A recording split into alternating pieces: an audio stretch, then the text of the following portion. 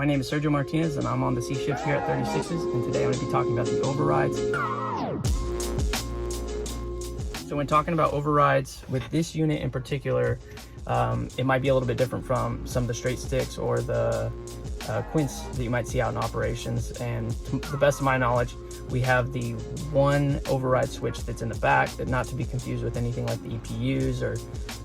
that's the same where we deploy our outriggers. All the controls for that, they're all located in that same position. And instances such as short jacking or collision avoidance, things like that, there's certain things that you might have to override, understanding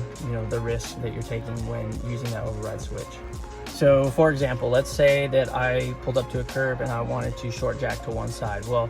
the nice thing about this ladder is that it actually has sensors built in to the computer that are going to, for one, trip the sensors that the outriggers are not fully deployed, and then two, it's also going to deny any requests as you start to rotate that ladder.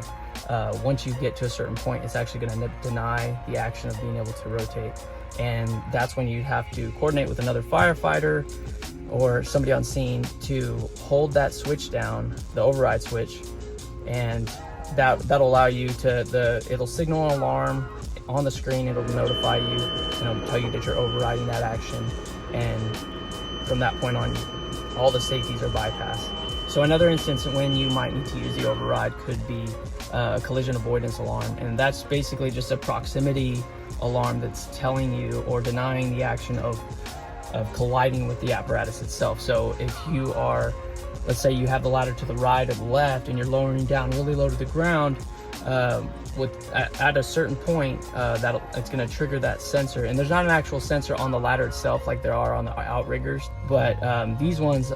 to the best of my knowledge, they're actually programmed into the computer itself, and so it knows the dimensions of the ladder and what the ladder's deploying off of, and so it'll actually prevent you, say you're lowering down, like I said, low to the ground, those alarms are going to kick in and they're just going to keep you from lowering anymore, to keep that, whether it's the waterway or that base section, from colliding with the side of the ladder or anything that might be mounted on it.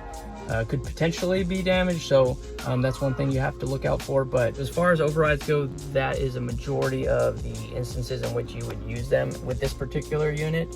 And I think that the big takeaway here is just understanding the differences between them, the capabilities, especially if it's something that you don't do very often. I know it's something that I'll definitely keep in mind, working out in operations and knowing the differences between how different this is between something that doesn't have a lot of the safety features, and